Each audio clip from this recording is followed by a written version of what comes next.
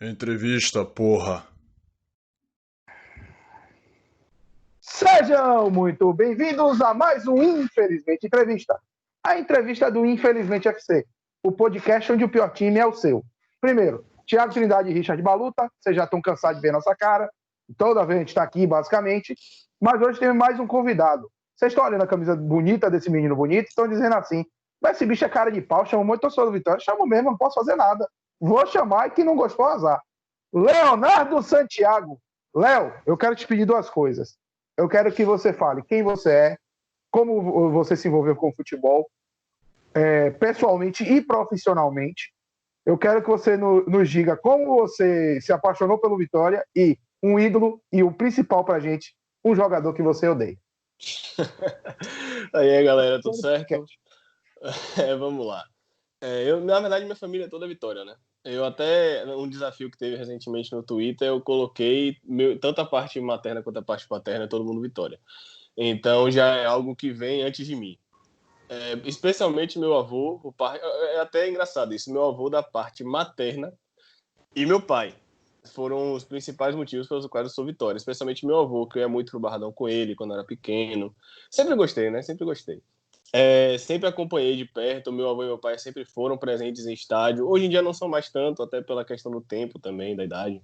Mas eu sempre vou aos jogos desde pequeno, sou sócio há muitos anos, acho que 12, 13 anos. Eu lembro que na época eu era menor de idade, a carteirinha era do meu nome, mas a assinatura era do responsável, era de meu avô. Porque ele estava chegando num ponto que ele não estava conseguindo mais ir para os jogos. E aí eu continuava indo. Então, para não ficar como dependente, ele acabou conseguindo fazer isso para eu continuar titular e não precisar dele mais para ir aos jogos.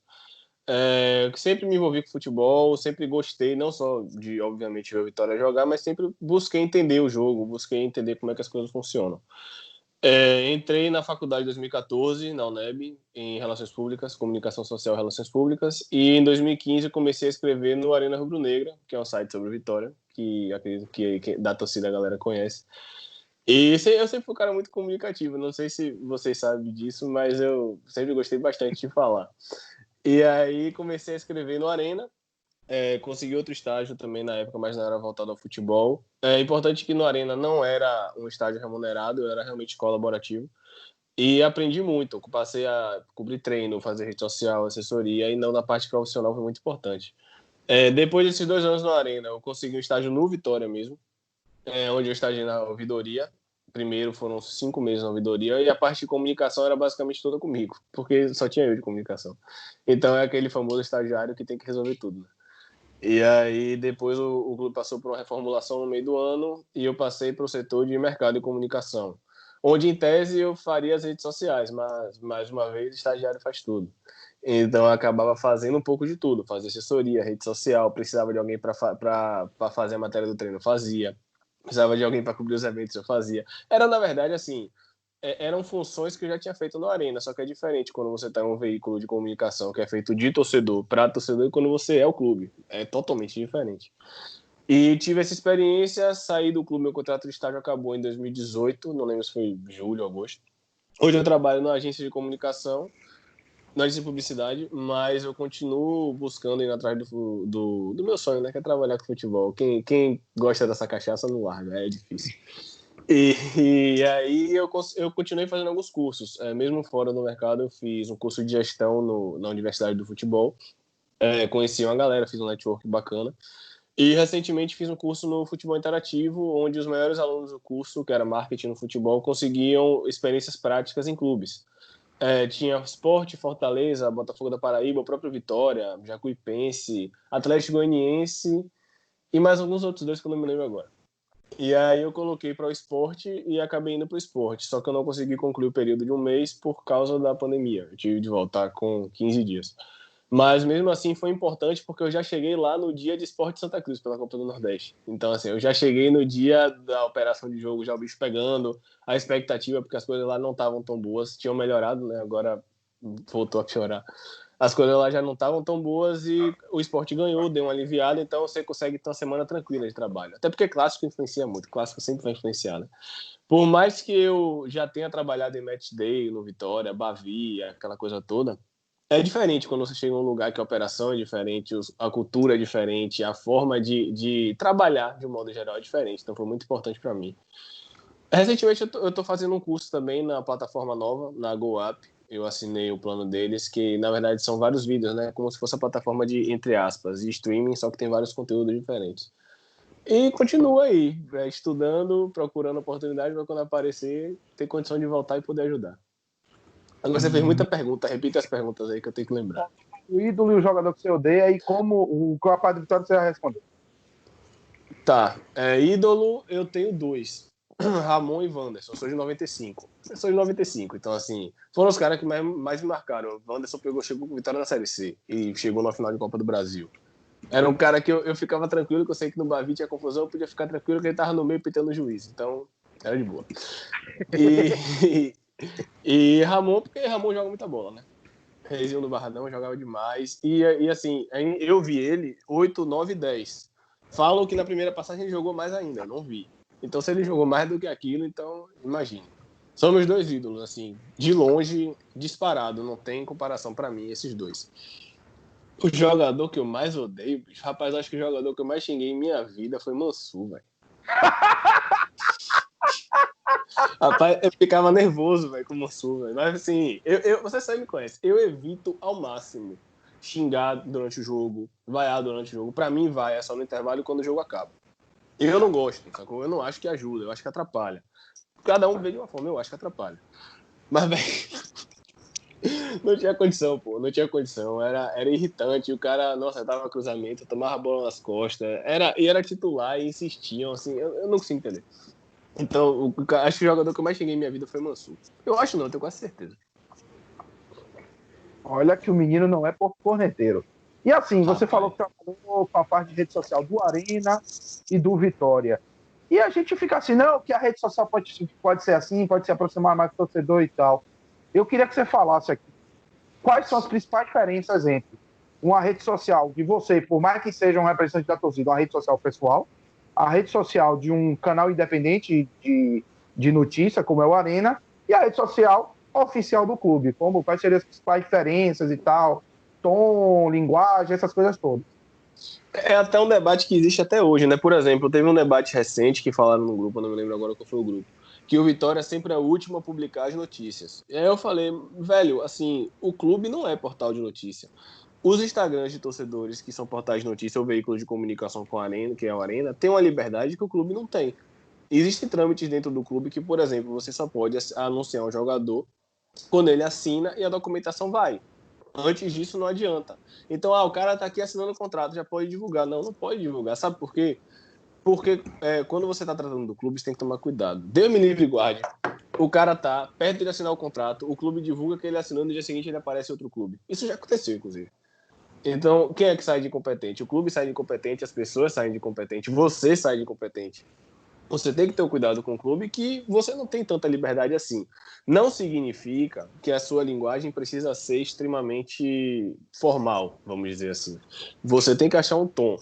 Eu no meu modo de ver as coisas, eu não acho que, pelo perfil de torcida que o Vitória tem, com o perfil de pessoas que o Vitória trabalha, que o Vitória não conseguiria ser um Atlético Goianiense. Porque se ele tentasse, na primeira bola que ele tentasse, não desgraça, para com essa porra. Sendo bem objetivo. Então você não tem como ser um Atlético Goianiense, você não tem como ser um Paraná. Mas você também não precisa ser engessado.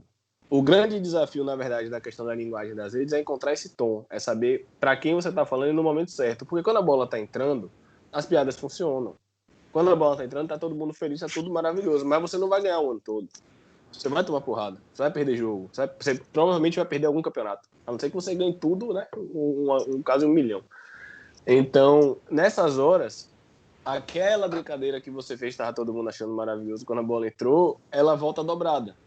Porque na cultura do futebol brasileiro, de modo geral, eles têm a tendência a não valorizar tanto assim as vitórias e as porradas serem muito mais potencializadas.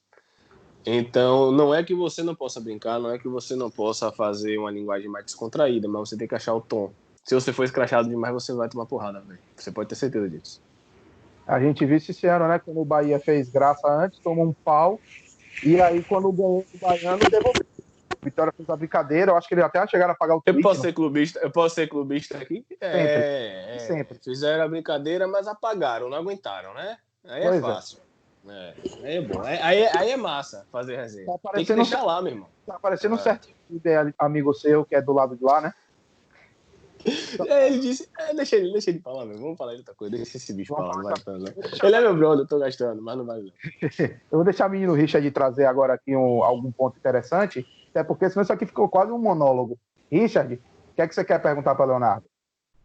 Beleza, boa noite, Leonardo, tudo bom? Boa, Seguinte, tudo certo, cara, diga aí. o Thiago comentou comigo que você trabalhou um tempo no esporte, né? Esporte Clube do Recife. Isso. Qual foi o trabalho que você desenvolveu lá no Esporte Clube do Recife? Então, lá, na verdade, com o curso área de marketing no futebol, foi uma experiência prática e, na verdade, assim, eu fui para entender tudo do setor.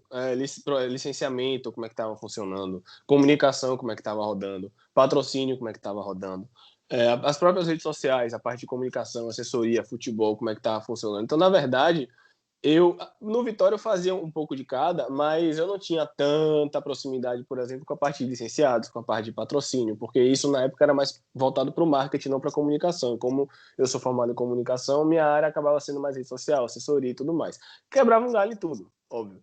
Mas lá no esporte eu pude ver até como é que se trabalha, contrato com licenciado, contrato com fornecedor, como é que se trabalha, como é que tinha patrocínio, fornecedor, rede social, enfim, toda a parte de marketing de um modo geral. Do setor mesmo, tanto comunicação quanto marketing, foi a parte que eu pude ver. Infelizmente eu tive de voltar antes, né, por causa da pandemia. Mas mesmo assim, foram 15 dias bons, especialmente porque ganhou o clássico. Então teve paz. Eu consegui chegar depois do sábado, foi o jogo, na segunda-feira tranquilo, me passaram tudo, tirava minhas dúvidas, tentava participar. Então, assim, talvez se não tivesse ganhado o clássico, se tivesse acontecido o que aconteceu essa semana, talvez eu não teria aproveitado tanto, porque o bicho pega quando se perde um clássico, ainda mais na situação que tá. Foi basicamente isso, toda essa parte de marketing mesmo. Uhum. Tudo bem. Você falou do esporte, você falou do Vitória. No Vitória, no Vinha, eu lembro que toda vez que eu encontrava assim no Barradão, você estava lá, eu não posso falar que eu tô aqui fazendo a rede social, não posso falar que eu tô fazendo aqui rede social. E assim, como é que é essa coisa de você, ao invés de acompanhar o jogo apenas para torcer, tem que ficar lá atualizando o Rapaz, social? se ele falar uma coisa, o maior desafio que eu tive foi conseguir separar o torcedor do profissional. É difícil, bicho. Se você é um cara que você vive seu time, que você sempre teve sua opinião, você fica irritado, é muito complicado separar a razão de emoção. Só que você não é que você tem a opção de escolher ou não, você tem que aprender. Porque senão você vai sair prejudicado no seu lado profissional e você vai sair irritado no seu lado pessoal. Então, assim, você não tem pra onde correr. É muito complicado, velho. Eu nessa época, eu tentava o máximo possível ficar frio. Eu respirava, escrevia, sabe? Dava uma olhada no tweet, tomava um gol, eu não botava logo no segundo seguinte que tomou o gol, eu olhava, largava, xingava alguma coisa, escrevia, tal, gol do não sei quem. Respirava e botava. Porque assim, é difícil, velho. Sem dúvidas, é o maior desafio. Eu lhe digo, eu não sei 100% lidar com isso até hoje. Se eu voltasse pro Vitória hoje, Léo, você com certeza tá mais maduro, você com certeza vai saber levar isso a 100%. Não, eu não vou saber levar 100%. Não existe. Você tá mexendo com paixão. Eu posso ter aprendido formas de minimizar e controlar e que não prejudique meu lado profissional. Ok. Isso você precisa aprender. Isso é uma questão de sobrevivência de mercado, digamos assim. Mas seu lado passional nunca vai deixar de existir. Ele só precisa ser controlado. E é muito difícil. É muito difícil. É barril. Vai. Posso fazer? Não, a gente teve um entrevistado a semana passada que ele comentou um negócio com a gente que é bem interessante. Que essa parte de trabalhar dentro do clube, você como sendo torcedor, muitas vezes o que tu enxerga lá dentro, tu, digamos assim, tu vira menos torcedor, porque tu enxerga tanta coisa, digamos assim, errada lá dentro, que tu acaba perdendo aquela paixão. Esse trabalho que você desenvolveu no Vitória, lá dentro, trabalhando diretamente dentro do Vitória, você acha que você teve essa, digamos assim, essa desintoxicação ou não? Rapaz, isso realmente acontece com algumas pessoas. Eu vou tentar resumir. Primeiro, não aconteceu comigo porque eu sou dodói. Eu sou doente. Então, eu não conseguiria. Oi? Não ouvi o que o Thiago Como falou. você sabe? Eu sou doente. Então, assim, não. O que aconteceu foi. Hoje, a minha corneta é canalizada de outra forma. Até por quando você passa no clube, você olha e tem coisas que você olha assim, velho, tipo, eu não vou gastar energia com isso. Há 2 anos atrás eu estaria puto, irritado, xingando, mas eu não vou gastar energia com isso, eu vou conectar outra coisa. Sabe? Porque você sabe que tem algumas coisas que não vai adiantar, você vai estar perdendo tempo. Então só conecta, entre aspas, amadurece, digamos assim. Claro, você continua irritado, você continua com o lado passional forte. Meu lado passional não mudou, mas a minha forma de enxergar algumas coisas mudou. Isso não tem a menor dúvida. Hoje tem coisas que eu olho para o Thiago e falo, rapaz, nem vale a pena, não vou nem falar disso aqui, porque assim, não vai mudar nada, entendeu? Há 2 anos atrás eu estaria xingando muito no Twitter, mas hoje em dia eu só coloco mais o que eu considero necessário e o que eu considero que pode mudar. Até porque as gestões mudaram também, né? Quando eu saí de lá em 2018 era uma e agora com o Paulo é outra. Então, de repente, eu posso estar falando besteira aqui. Daqui a pouco, o que eu considero que é imutável já mudou nessa gestão para positivo ou para negativo, enfim, não sei. Mas a forma de ver muda, eu posso te garantir. A forma de ver as coisas muda. Mas, no meu caso específico, eu que sou dodói doente, tenho isso de família, isso para mim não mudou. A forma de ver as coisas, sim. Muito bem. Quer puxar mais alguma coisa, Richard? Pode seguir, Thiago, mais pra frente eu faço outra. Sim, dentre outras coisas, você tem algumas boas discussões em redes sociais, falando do seu lado pessoal um pouquinho, especialmente com torcedores do Bahia. E você vê que claramente os caras estão ali, eles estão se irritando e achando que vão te irritar. Duas coisas. O que é que você faz primeiro, assim, de tão especial para ter tantos embates, especialmente com um que foi entrevistado por a gente, Lula, tem direto sem discussão. Não, eu gosto muito de Lula, velho. E tá, todo mundo adora Lula, mas ele também adora uma pirraça. E é o próprio Barbaço, que você já falou aí, que para quem não conhece, é um youtuber do Bahia, que todo jogo na Fonte Nova tá lá e tudo mais, e adora provocar. E você sempre tem discussão. Ao mesmo tempo, E ao mesmo tempo a gente teve aquele áudio ano passado do Paulo Ovelha Desgraça. Que aquele áudio é sensacional, vamos ser sinceros. Até onde você colocaria aí o limite do respeito entre a resenha e um pegar mais pesado, como foi o que aconteceu com a história dos próprios nudes de Paulo Carneiro? Rapaz, assim, quando eu tô na minha rede social, primeiro, eu gosto da resenha, eu gosto de provocar, eu gosto de irritar, e eu tenho bem claro que, quando é o contrário, que eu tenho que aparecer e tenho que tomar minha porrada. Então, assim, não adianta você só querer irritar o tempo todo, porque eu sei que eu sou um cara chato, eu trabalho pra isso, mas eu sei que o Vitória, Deus me livre e guarde, pode tomar porrada amanhã e eu vou me lenhar, eu tenho que abaixar a cabeça e ouvir. Porque faz parte, essa é a graça do futebol, a resenha é essa. Em alguns momentos no Twitter eu encho o saco de propósito, na verdade, na maioria das vezes, eu encho o saco de propósito. Por quê? Porque eu sei que a galera se irrita. Não tô nem aí se o cara concorda, se o cara discorda, se o cara acha que é certo, se o cara acha que é errado. Eu não tô nem aí. Muitas vezes você tem que assumir, entre aspas, um personagem para manter a linha, para a resenha não morrer. Eu gosto de fazer isso. E eu não tô certo sempre. Só que a diferença é, quando você cria um personagem, você parte do pressuposto que sua linha argumentativa tem que seguir, independente de você achar que tá 100% certo ou não. Mas eu tenho debates no Twitter, quando eu realmente tá debatendo coisa séria, que a gente conversa. Por exemplo, com o Lula. Eu canso de debater com o Lula, mas Lula é um cara que nunca falta com respeito. Então, independente dele achar que eu tô certo ou que eu tô errado ou o contrário, eu vou continuar conversando com ele porque é um cara que respeita. Quando o cara vê que falta de respeito, velho, eu não tenho muito no que pensar, não. Eu silencio e acabou. Assim, beleza, velho, valeu, e acabou. Porque não vai acrescentar nada pra mim. Entendi. E tem muita gente. E tem muito, né? Tem muito. Tem demais. Eu mais vejo a galera pegando ar, falando mal de você, entre outras coisas. Isso aqui Mas eu posso falar. Não, mas eu não ligo, não. Se eu tô fazendo isso é porque eu tô no caminho certo. Tá tudo de boa.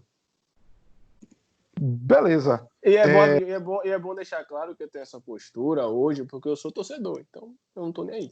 Você pode ter certeza que se algum dia eu voltar pro clube, esse personagem não existe mais.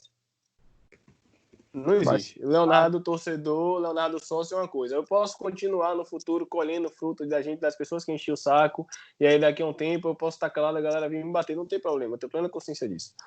Mas o Leonardo torcedor é uma coisa, o Leonardo colaborador do Clube A ou do Clube B é outra completamente diferente. Beleza. E outra coisa, né? Hoje a gente está gravando na terça-feira, 21 de julho, tá voltando a Copa do Nordeste. Eu queria aqui sua opinião de quem trabalhou com futebol e sua opinião de torcedor sobre a volta da Copa do Nordeste do Baiano. E se você, como ex-funcionário, acha que foi apressado ou se era necessário, e você, como torcedor, o que é que acha? Sua posição Pessoa física e jurídica, vamos dizer assim. Rapaz, assim, eu sou contra. Eu não sou hipócrita, eu tô assistindo todos os jogos. Eu já tô com o Fortaleza e América ligado aqui do lado. Eu vou assistir. Eu acho que quem fala que não vai assistir não tá mentindo. É claro que eu vou assistir. Mas eu não concordo. Eu entendo o momento financeiro que é difícil das equipes no Brasil de modo geral. Mas assim, galera, é uma pandemia. São pessoas morrendo, sabe? Então eu não vejo o futebol como atividade essencial. Apesar de compreender, trazendo o lado da pessoa jurídica que você citou, apesar de compreender que existem alguns clubes que necessitam dessa volta até para continuar rodando bem, digamos assim, eu ainda não acho que essa parte financeira está acima de pessoas. Então eu continuaria contra. Agora, como eu falei, eu não posso ser hipócrita. É claro que eu vou assistir. Não tenho a menor dúvida disso. Pois é. E até sobre os processos para testagem e tal, porque, por exemplo, nosso amigo Richard de Santa Catarina pode falar melhor, mas a Chapecoense estava com quantos casos mesmo, Richard? 14. 14 originalmente, acho que teve até mais depois. Dá uma olhadinha depois aí pra gente. E assim... Na verdade, a Chapecoense teve 14 testes após aquele fatídico jogo contra o Avaí, né? Isso há 2 semanas atrás, e chegou a um pico de 21 casos no elenco profissional. E assim, a gente também tem esse ponto, né? A gente tem que saber como é que a gente vai fazer para controlar isso. Porque por mais que a gente tira da operação torcedor, a gente tira uma boa quantidade de policiais também que ficam ali para poder fazer controle toda. Tem uma operação aí atrás, tem equipe de TV e de rádio, você tem a própria segurança dos clubes, os funcionários dos clubes. E assim, como é que a gente pode fazer para controlar isso, né? Velho, eu vou ser muito sincero, assim, para mim não existe protocolo seguro. Existe protocolo que pode ser um pouco menos danoso, mas protocolo seguro não existe. Não existe, pô. Tá, testou os jogadores e funcionários, tá, mas o cara que vem de fora, o cara, sei lá, o cara vai ser testado, tá todo mundo sendo testado, não sei. Eu não acredito em protocolo seguro. Sinceramente, eu não acredito.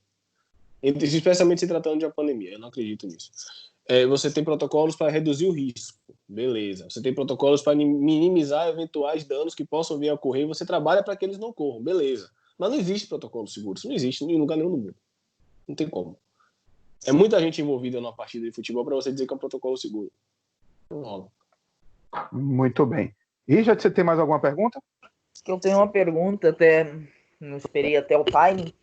Seguinte, Leonardo, como tu acha que esse pós-pandemia vai afetar o Vitória aí diretamente, tipo a questão financeira, a questão como já tá afetando, né? Tem o exemplo do meu time, eu torço, o Santos, que tá virado numa desgraça essa semana, jogadores rompendo contrato e tudo mais.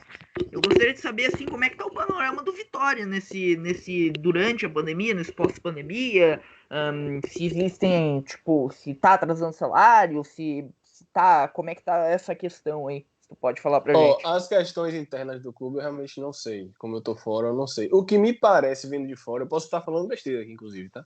Mas o que me parece vendo de fora é que os investimentos são, obviamente, majoritariamente no futebol profissional para que o elenco profissional consiga ganhar uma Copa do Nordeste, por exemplo, e venha a parte financeira por trás disso. Então, assim, eu acho que a questão financeira do Vitória esse ano está atrelada a duas coisas. Inclusive esse pós-pandemia, a Série B rolando sem torcida e tudo mais. Venda de atleta e êxito esportivo. Assim, eu não vejo outra forma que a gestão enxergue além disso. Claro que vão existir ou futuramente vão existir questões de marketing para você gerar receita, beleza. Mas o que eu vejo de fora, como eu falei, eu posso estar falando besteira, é que a direção aposta muito nesse elenco para conseguir êxito esportivo. Subir, equilibrar a receita de TV, ganhar uma Copa do Nordeste e, consequentemente, trazer a torcida para perto. Mas isso vai acontecer com o êxito dentro de campo. Então, 99% das fichas do Vitória esse ano estão focadas em subir. Assim, não tem o que fazer. Você não pode viver com 9 milhões de cota de TV a vida toda. E 9 milhões porque aumentou, né? Porque Vitória Esporte e Curitiba ganhavam menos, negociaram ano passado para aumentar. E líquido, na verdade, não é nem 9. Líquido fica menos, porque tem operações que líquido fica 7. Então, você não tem como rodar um clube do tamanho da estrutura do Vitória, assim, é muito difícil. Então, a política da diretoria, e como eu sempre falo para Thiago, eu tenho minhas críticas, mas quando tem que elogiar, eu elogio.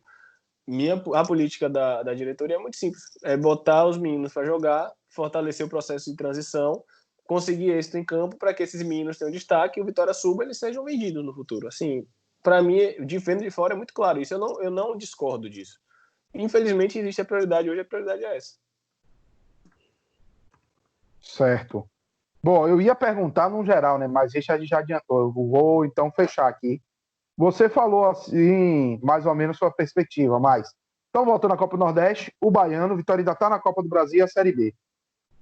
Se você pudesse apostar hoje, você acha que o Vitória tem condição de ganhar a Copa do Nordeste? Baiano a gente sabe que tem, mas não sabe com que time vai jogar. E na Série B, e até onde você acha que pode chegar na Copa do Brasil? Lembrando que o Vitória perdeu o jogo de ida de 1-0 para o Ceará, não tem gol fora. Vamos lá. Se você me faz essa pergunta, se o Vitória tivesse mantido a comissão técnica, eu teria um parâmetro. Eu gosto muito de Pivete. Eu, inclusive, já li o livro dele. Eu acho ele uma das melhores contratações da gestão de Paulo Carneiro. Isso, para mim, é muito claro. Eu não conheço o Pivete como treinador. Ele é muito bom em metodologia de campo, ele é um ótimo auxiliar, pelo que eu já ouvi. Ele é um cara inteligente que aplica conceitos, mas assim, minha única preocupação é que eu não tenho como dar esse prognóstico, porque uma coisa é o cara tá nisso, outra coisa é o cara tá 24 horas na frente do campo, gerindo o vestiário quando o bicho pegar, sabe? Segurando um eventual salário atrasado, coisa que eu acredito, vendo de fora, que o Genil fazia. Então, assim, eu realmente não tenho como te dizer um prognóstico, porque mudou. E a gente não sabe, a gente não viu o time de Pivete em campo ainda. Eu não sei. Conhecendo ele, eu acredito que a gente vai ver um time organizado, de fato. E eu acredito que ele teve tempo para treinar e tudo, mas assim, eu acho que a gente tem condição de ganhar a Copa do Nordeste, porque metade dos torcedores da Copa do Nordeste acham que tem condição de ganhar, e certo. Porque a Copa do Nordeste é extremamente imprevisível, velho. Então, a gente tem condição de ganhar. E falando da Série B, eu acho que a gente tem condição de subir. Eu acho que uma das grandes carências do elenco era um ponta, que quebra linha e tudo mais, e veio o Mateuzinho aí. Eu acho que é um jogador com característica que a gente precisa. Não sei se ele vai dar certo, mas é uma característica que precisava. Eu acho que elenco a gente tem. E eu vou muito... Eu falo isso desde o ano passado. Eu vou muito na contramão da galera que fala, porque o Cruzeiro isso, porque o Cruzeiro aquilo. Eu falo, rapaz, camisa não sobe mais assim não, velho. Não é camisa que sobe, não. O Vasco já subiu a pulso em terceiro. O Inter... Isso sem perder cota de TV. O Inter perdeu Série B para o América Mineiro. Então, assim, tem alguns exemplos na história recente de que Série B não é essa fava contada toda. Sabe? Cruzeiro tá complicado, tá sem dívida, já perdeu 6 pontos. Rapaz, 1 ponto na Série B é fundamental. Imagina você perder 6. Para o campeonato, seu campeonato tem 36 rodadas, se você ganhar as 2, pô. Imagine. Então, assim, eu não tô dizendo que o Cruzeiro não vai subir, mas eu não vejo o Cruzeiro é uma vaga a menos. Eu nunca vi isso. Desde o ano passado, eu sempre falei. Acho que eu já até falei com você. Eu não vejo isso. É um time que tem torcida para se reerguer? É um time que tem estrutura para conseguir patrocínio e tudo mais e se manter? É. Mas hoje, não vejo isso, não. Não vejo mesmo. E a gente tem condição de subir, ser campeão e eu vou ser clubista também, foda. Pois é, se for campeão, é certeza que eu vou pra rua, foda-se isolamento. Richard, tem mais alguma pergunta? Não, é basicamente isso. Qual que seria a tua expectativa para a Série B? Já pensando a longo prazo. Obrigado pelo acesso, mas acho que a gente ainda precisa de alguns reforços pontuais, porque assim, acontece o seguinte, por exemplo, Eduardo, o meia do Vitória. Eu vi Eduardo jogando desde a época do Sub-17, quando eu tava lá, ele sempre foi diferente dos outros. Então, assim, o que eu discuto não é qualidade técnica, o que eu discuto é a gente tá na Série B, 38 rodadas, ele vai oscilar, ele vai fazer partidas muito boas, depois ele vai cair. Então, assim, eu não sei como é que tá o processo de maturação dos meninos, porque eu tô de fora. E, assim, tem muito menino no elenco. Só pra você ter uma noção, hoje os 2 meias relacionados pro profissional, quando sai na lista, são 2 meninos da base, que é Tenório e Eduardo. Eu não acho isso ruim, eu acho isso excelente. Mas eu não sei como tá o processo de maturação dos meninos. Se metade dos meninos que estão relacionados conseguirem jogar, o Vitória vai subir, porque eles têm qualidade. A questão aqui não é qualidade, a questão são outros fatores que envolvem o cara render ou não. Mas qualidade tem. E Copa do Brasil, velho, assim, eu não sei nem como analisar aquele jogo contra o Ceará de ida, porque não sei se ele viu. Velho, aquilo foi polo aquático. Assim, não tinha jogo, sabe? Você tentava correr, a bola parava na poça, você tentava dar um passe, a bola parava. Então, assim, não teve jogo e a gente acabou tomando 1-0. Beleza, o Ceará foi superior? Foi, claro que foi superior. Mas foi um jogo completamente atípico. E eu não vejo problema nenhum no Vitória chegar e dar 1-0 no Barradão. Com um gol de falta de Carleto. De leite. Realmente não vejo problema. Eu também não. Então, beleza. Copa do Brasil, só pra encerrar, a Copa do Brasil eu espero que chegue até as oitavas. Depois disso, segurando a mão de Deus, vamos ver o que dá. Beleza. Léo, muito obrigado pelo seu tempo, muito obrigado por compartilhar aqui essas informações valiosas. Richard, obrigado pela ajuda. Vamos lá, sigam a gente nas redes sociais. Eu já passei as minhas listas dele várias vezes, mas quem quiser seguir Leonardo, Léo Emissante, underline, não é isso? Exato, no Twitter. Pronto, Eu sou um no pouco Twitter. chato. É. Pois é. O Instagram tá aberto aí. Leonardo Santiago. Leonardo Santiago. Até pro seu projeto de banda única também, se você quiser, você pode deixar. Mas aí já tem outro Instagram. É porque minha interface de áudio quebrou, velho. Aí eu tenho que consertar, não tô gravando nada. Mas é ao Léo. É tipo ao de tudo, Léo. É ao Léo, tá ligado? E ao Léo mesmo, né? Conhecendo você. Exatamente. Infelizmente FC, arroba FC Infelizmente no Twitter, arroba Infelizmente FC no Instagram. Segue a gente na sua plataforma de podcast. Se inscreve no canal do YouTube, ativa o sininho e lembre-se sempre, Infelizmente FC, o pior time é o seu.